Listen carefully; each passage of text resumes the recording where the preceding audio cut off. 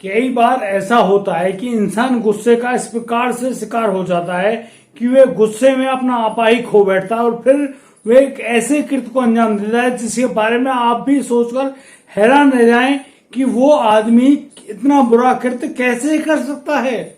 आप ये जानकर हैरान रह जाएंगे कि युवक ने अपनी पत्नी को शक के चलते हुए सिलबट्टे से इतना पीटा, उसके सर पर इतने वार किए कि उस पत्नी का जो सर है वो कुचल कर रख दिया और उसकी मौके पर ही मौत हो गई। और फिर वह युवक को जैसे ही अपनी गलती का एहसास हुआ तो वह उस सिलबट्टे के साथ ही पुलिस स्टेशन जाकर आत्मसमर्पण करने लगा और पुलिस को कहने लगा कि उसने इतने बुरे कृत्य को अंजाम दिया है, उसको गिरफ्तार कर लीजिए। नमस्कार, आदाब, सत श्री अकाल दोस्तों, मैं भीषम प्रकाश स्वागत करता हूं आपका हमारे YouTube चैनल किस्से क्राइम पर। दोस्तों, पूरी घटना की जानकारी के लिए बने रहिए हमारे साथ वीडियो में अंत तक। और यदि पहली बार आप इस न्यूज को देख रहे हैं तो आप हमें सब्सक्राइब करना बिल्कुल ना भूलें, नोटिफिकेशन बेल को अवश्य दबाएं। दोस्तों, बेहद ही हैरान करने वाला मामला सामने आया है उत्तर प्रदेश के कानपुर देहात क्षेत्र से। कानपुर देहात क्षेत्र का एक भोगनीपुर थाना क्षेत्र पड़ता है। उस भोगनीपुर थाना क्षेत्र में अब सुबह सुबह ही एक व्यक्ति बेहद ही लहूलुहान स्थिति में, यानी कि वह खून में सना हुआ है, उसके सारे कपड़े खून में भीगे हुए हैं और वह अब पुलिस स्टेशन में आकर खड़ा हो जाता है। पुलिस देखकर हैरान है कि कौन आ गया, कैसे आ गया और ये आखिर में व्यक्ति कौन है। अब पुलिस उस व्यक्ति से पूछ रही होती है कि कौन हो भाई, कहां से आए हो और क्या करके आए हो। यहाँ उस व्यक्ति के हाथ में एक ईंट नुमा पत्थर होता है। जब गौर से देखा जाता है तो वह पत्थर नहीं, सिलबट्टा होता है। आप जानते होंगे सिलबट्टे को, जो कि कुछ पिसाई करने में इस्तेमाल में आता है घरों में। दोस्तों, यहाँ पर वह व्यक्ति अब बोल रहा होता है और पुलिस अब उसकी दी गई तहरीर को सुन रही होती है। वह पुलिस के सामने कहता है कि उसने रोज रोज के झगड़े को खत्म कर दिया है। अब उसके जीवन में कभी भी झगड़ा नहीं होगा, उसने उस झगड़े का ही अंत कर दिया है। ऐसा कहकर वह फूट फूट कर रोने लगता है। अब पुलिस वाले जो होते हैं, पुलिसकर्मी, उससे पूछते हैं कि तुमने क्या क्या है, तुमने किया क्या है, किस मामले को बताना चाह रहे हो, किस मामले को छुपाना चाह रहे हो, आप पूरी बात को बताते क्यों नहीं।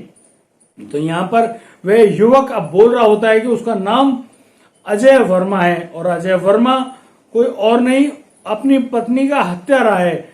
उसकी जो पत्नी है, जिनका नाम उपासना सिंह है, वह ब्यूटी पार्लर चलाने का काम करती है और अक्सर वह फोन पर अन्य युवकों के साथ बातचीत किया करती है। वह किससे बात करती है, कैसे बात करती है, इसके बारे में तो अजय को पूरी जानकारी नहीं है, लेकिन वह कहता है कि उसकी पत्नी के कई अन्य युवकों के साथ अवैध संबंध बन गए हैं। यहाँ अजय बताता है कि उसके 2 बच्चे भी हैं।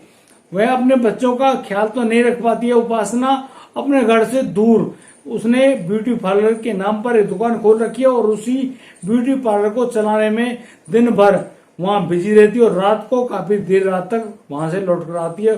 और जब भी अजय उसे पूछा करता है तो वो उल्टा अजय को झिड़क देती है कि तुम्हें क्या पड़ा है, मैं तुम्हें पैसे कमा के ला के दे रही हूँ, चाहे मैं कुछ भी करूँ। यहाँ पर अजय कहता है कि इसका मतलब तो तुम कोई भी गलत काम करोगी।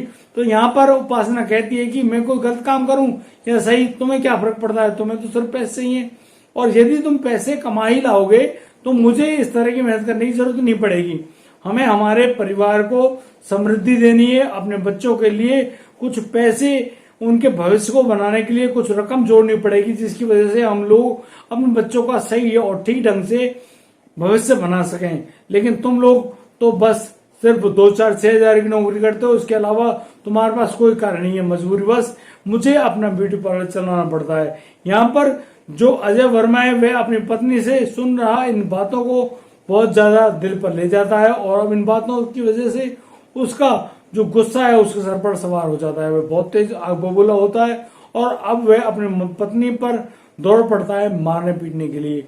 और दोस्तों, इसी मारपीट में वह अपनी पत्नी को गिरा देता है जमीन पर, और जमीन पर जैसे ही गिराता है तो उसको मारने के लिए वहां आसपास में कोई वस्तु नहीं मिलती है, उसको मिलता है सिलबट्टा, और सिलबट्टा को लेकर वह अपनी पत्नी उपासना सिंह के सर पर ताबड़तोड़ हमले करना शुरू कर देता है। और वह अब उस सिलबट्टे को मार रहा होता है अपनी पत्नी के सर में, और वह सलबट्टे को इतना मारता है कि उस सलबट्टे की चोट के कारण उपासना सिंह का पूरा जो सर है वह कुचल जाता है, और दोस्तों उसकी मौके पर ही मौत हो जाती है। और वह यहाँ पर जो युवक होता है यानी कि अजय वर्मा उस गुस्से की आग से जल रहा होता है।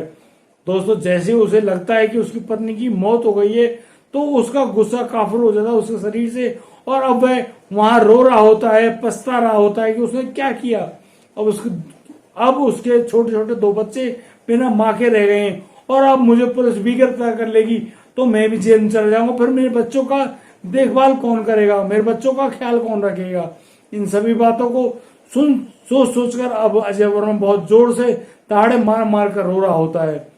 अब जो अजय वर्मा के 2 बच्चे जो सो रहे होते हैं वे जागकर आ जाते हैं और अपने पिता की उस रोने की आवाज को सुन रहे होते हैं और कह रहे होते हैं कि क्या हुआ। तो वो देखते हैं कि उनकी माँ वहां पर मृत पड़ी हुई है।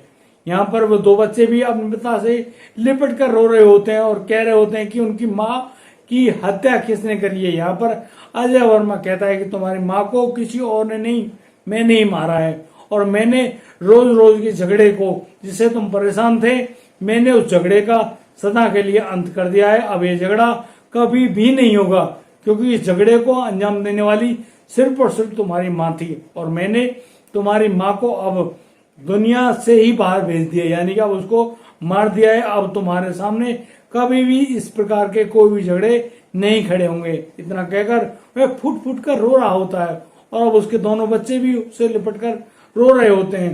दोस्तों अब जैसे ही सुबह होती है, अब अजय वर्मा खड़ा होता है, उसके बच्चे सो चुके होते हैं, वह अपने बच्चों को सुलाकर बिस्तर में, और अब उस सलबट्टे को हाथ में लेते हुए सीधा पुलिस स्टेशन पहुंच जाता है। वह पैदल पैदल ही पहुंचता है थाने तक, और थाने में जाकर वह अब इन सारी दलीलों को सुना रहा होता है, और पुलिस से बार बार कह रहा होता है कि उसने रोज रोज के झगड़े को समाप्त कर दिया है।